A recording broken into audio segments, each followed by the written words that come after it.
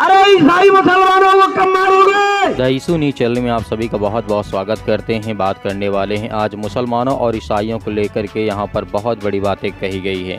जंतर मंतर पर जिस तरीके से बात करते हैं, यहाँ पर ईसाइयों को कब मारोगे और मुसलमानों को कब मारोगे, क्योंकि अल्पसंख्यकों को जिस तरीके से नरसंहार का आह्वान किया गया है दिल्ली के जंतर मंतर पर। पहले आप इस वीडियो को देखिए, उसके बाद आपको पूरी घटना समझ में आ जाएगी। उसके बाद हम आपको बताते हैं कि इस घटना में क्या क्या कहा गया है। अरे भाई तुम कब काटोगे मारोगे? जब तुम सब मर जाओगे कब मारोगे? अरे ईसाई मुसलमानों को कब मारोगे?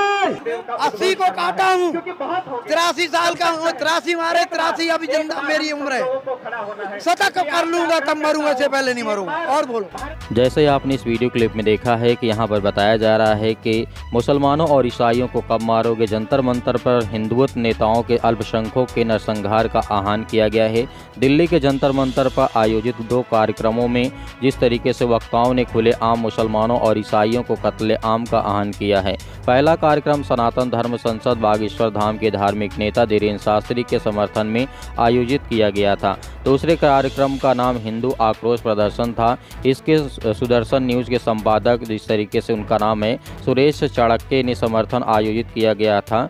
जिस तरीके से यहाँ पे बात करते हैं, दोनों कार्यक्रम में भीड़ बढ़ाने के लिए गुरुकुल के छात्रों को भी बुलाया गया था और वक्ताओं ने उनके सामने ही नफरत भरे भाषण दिए। धर्म संसद की आड़ में अल्पसंख्यक और ईसाइयों समुदाय को लेकर के दोनों पक्षों को गालियां दी गई हैं और उन्हें जान से मारने की भी धमकी दी गई है। दोनों कार्यक्रम के स्थल पर जंतर मंतर राष्ट्रीय राजधानी के इस तरीके से हृदय स्थल संसद मार्ग पर स्थित है। जिस तरीके से आगे बात करते हैं, और सर्वोच्च न्यायालय, सुप्रीम कोर्ट और केंद्रीय सचिवालय के कुछ ही दूरी पर यह कार्यक्रम किया गया था। जिस तरीके से बात करते हैं, यहाँ पे प्रशासन किसी प्रकार की ऐसी टिप्पणी नहीं की है कि वहाँ पे रोका जाए कि ऐसी भड़काऊ भाषा या फिर शब्दों का जो अभद्र शब्द भाषा का इस्तेमाल किया गया है। हालांकि बात करते हैं कि सनातन धर्म संसद में अभद्र भाषा का बहुत ज़्यादा इस्तेमाल किया गया था। बात कर रहे हैं कि रिपोर्ट के अनुसार बड़ी संख्या में धार्मिक नेताओं और साधुओं और जिस तरीके से हिंदुत्व संगठनों के सदस्यों ने धीरेन्द्र शास्त्री के लिए Z+ की सुरक्षा की मांग की गई थी। सिक्योरिटी के लिए उन्हें यह भी मांग की गई कि रामचरितमानस को राष्ट्रीय ग्रंथ घोषित किया जाए और गाय को हिंदू राष्ट्र भारत का राष्ट्रीय पशु घोषित किया जाए। धीरेन्द्र शास्त्री के समर्थन में बोलने वाले महामंडलेश्वर हरि सिंह ने जिस तरीके से यहाँ पर बातें कही है कि 83 साल का हूँ मैं, और जिस तरीके से उन्होंने 80 लोगों की हत्या कर दी है।